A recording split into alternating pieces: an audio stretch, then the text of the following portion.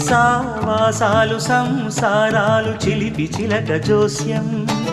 వేసే అట్లు వేయంగానే లాభసాటి బేరం ఇళ్ళే ఓడలైపోతున్న ఇంటి పనుల దృశ్యం పారేసేటి అందాలన్నీ అడిగే నీటి హద్దం ఏం తగ్గింది మారామయ్య భోగం ఇక్కడ నది ఊరేగింపులో